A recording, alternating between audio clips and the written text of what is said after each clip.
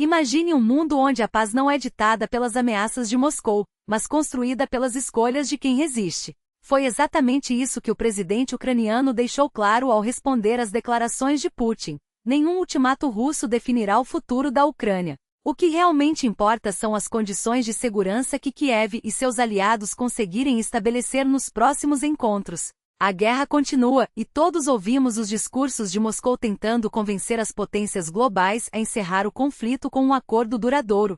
Mas será que esse acordo trará uma paz verdadeira? Não depende das intimidações da Rússia, nem dos termos que ela impõe. Depende do que a Ucrânia e seus parceiros fizerem para garantir que a agressão não possa se repetir, da nossa capacidade de defender nosso território, nosso povo e nossa soberania. Neste momento, cada esforço conta. A resistência nas linhas de frente, a defesa das posições estratégicas e o trabalho conjunto com os aliados para fortalecer nossa posição diplomática. Tudo está alinhado para avançar. Ainda esta semana, nossas equipes se reunirão com representantes dos Estados Unidos para dar continuidade às discussões iniciadas em Genebra. O objetivo é claro: transformar os pontos acordados em passos concretos rumo à paz e às garantias de segurança que a Ucrânia merece. Enquanto isso, a porta-voz do Ministério das Relações Exteriores da Rússia, Maria Zakharova, reafirmou que Moscou jamais abrirá mão de sua exigência. A Ucrânia não pode ingressar na OTAN. Para o Kremlin, a entrada do país na aliança militar ocidental representa uma ameaça direta à segurança russa, uma narrativa que ignora o direito soberano de cada nação escolher seus aliados.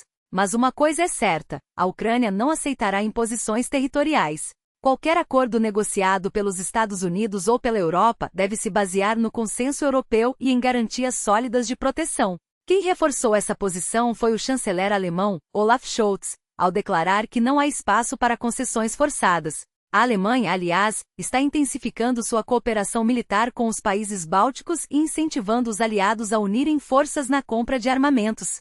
Scholz também não poupou críticas ao ex-presidente Donald Trump, pedindo que os Estados Unidos não reduzam o formato do G20 e incluam a África do Sul na próxima cúpula, que acontecerá na Flórida. Excluir membros, segundo ele, enfraquece a credibilidade das plataformas multilaterais, essenciais em tempos de crise global. O chanceler alemão lamentou a ausência dos Estados Unidos em um encontro recente na China com líderes africanos, destacando que Washington está abrindo mão de influência em uma região cada vez mais estratégica. Vou insistir com o presidente americano para que convide todos os membros do G20 quando sediar a cúpula. Esse é um dos últimos fóruns verdadeiramente globais que ainda temos, afirmou. Do outro lado do Atlântico, o secretário de Defesa dos Estados Unidos, Lloyd Austin, elogiou o presidente Joe Biden por revitalizar os esforços diplomáticos em torno do processo de paz ucraniano. Austin lembrou que o caminho até aqui foi marcado pela cúpula em Haia e que o próximo encontro em Ankara será crucial. Os Estados Unidos, segundo ele, têm 3 prioridades: investir mais em defesa e segurança, fortalecer a base industrial militar e manter seu apoio inabalável à Ucrânia enquanto o país enfrenta a guerra de agressão russa. A Rússia pagou um preço alto por ganhos mínimos, enquanto a Ucrânia segue resistindo com coragem, disse Austin. Agora, há uma energia renovada em torno da paz, e devo reconhecer o papel do presidente Biden nesse avanço. Enquanto isso, a Europa começa a repensar sua estratégia de segurança. Após uma série de ataques cibernéticos, campanhas de desinformação e sabotagens em infraestruturas críticas, cresce a convicção de que a defesa passiva não é mais suficiente. Analistas e líderes discutem nos bastidores a possibilidade de contra-ataques cibernéticos, operações de contra-propaganda e até ações encobertas em territórios aliados da Rússia. Para muitos países, essa é uma mudança radical: sair da postura de contenção para uma resposta ativa. O risco de escalada é real, mas a inação, segundo eles, já custa mais caro. Em Bruxelas, o clima está mudando. Cada vez mais vozes defendem que o preço da omissão supera os perigos de uma reação controlada. Na região báltica, a Letônia estuda desativar trechos de ferrovias que a conectam à Rússia, uma medida que faz parte de uma avaliação mais ampla sobre segurança nacional. As Forças Armadas estão mapeando quais rotas representam riscos estratégicos, enquanto o governo consulta a Lituânia e a Estônia para alinhar possíveis ações em toda a região.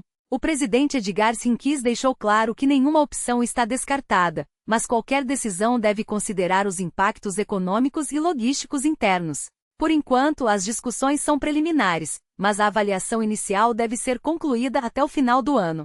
As autoridades letãs pedem calma e recomendam esperar pelos pareceres técnicos antes de tirar conclusões. Enquanto isso, na Hungria, Viktor Orbán segue sua própria agenda. Após conseguir uma isenção temporária das sanções europeias para continuar comprando petróleo russo, o primeiro-ministro húngaro agora viaja a Moscou para negociar novos acordos de fornecimento de gás e combustível. Orbán já garantiu a Trump que a Hungria terá exceções por mais um ano, e agora mira em ampliar os negócios não apenas para seu país, mas também para a Sérvia, cujo único refino de petróleo está parado por causa das sanções americanas. Nos próximos dias estarei em Moscou para tratar desse assunto.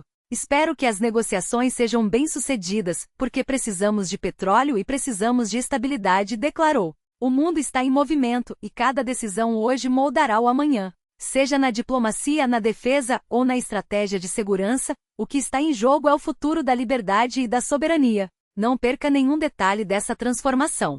Acompanhe nossas análises diárias e faça parte dessa conversa essencial. Juntos, podemos entender melhor as forças que estão redefinindo o nosso tempo. A cada virada dos acontecimentos, o tabuleiro geopolítico se reconfigura com uma velocidade que exige atenção máxima. As sanções podem ser suspensas, mas os fluxos de energia não param, e é justamente nesse jogo de interesses que se decide quem mantém o controle. Enquanto a Rússia garante seu petróleo fluindo para a Hungria, a Itália entrega às autoridades alemãs um suspeito ucraniano ligado ao atentado contra os gasodutos Nord Stream. Sergei Kuznetsov, agora sob custódia, enfrentará a justiça por supostamente integrar a equipe que instalou explosivos na ilha dinamarquesa de Bornholm. A Alemanha, porém, já teve um revés. Outro ucraniano, Vladimir Zuravlev, escapou da extradição por falta de provas. A incerteza paira, mas uma coisa é clara: as investigações não param, e cada detalhe pode revelar conexões inesperadas. Enquanto isso, nos Estados Unidos, o FBI avança em uma operação de grandes proporções. O suspeito de atacar 2 guardas da Guarda Nacional, Ramanullah Lakanval, um afegão de 29 anos, tinha laços com forças americanas no Afeganistão e, mais tarde, com a unidade MARSOC nos Estados Unidos. O que motivou o ataque ainda é um mistério, mas as buscas se intensificam. Casas em Washington e outros estados foram vasculhadas, depoimentos são colhidos, e ninguém ligado ao suspeito escapará do escrutínio. A colaboração com a Promotoria do Distrito de Colômbia e o diálogo com o diretor da CIA, John Ratcliffe, e o secretário de Defesa, Pete Hegseth, reforçam a determinação em desvendar cada fio dessa trama. Afinal, não se trata apenas de um caso isolado. É sobre segurança nacional, sobre quem realmente está por trás de ameaças que podem se multiplicar. E se as tensões já não fossem suficientes, a China eleva o tom contra o Japão. Pequim exige que o primeiro-ministro Fumio Kishida recue em suas declarações sobre uma possível intervenção militar em caso de ataque chinês a Taiwan. As palavras do Ministério da Defesa chinês são duras, acusam Tóquio de ignorar seus crimes históricos de agressão e colonização, de desafiar a ordem internacional e de alimentar a instabilidade no Estreito de Taiwan. A mensagem é clara: a China não tolerará provocações.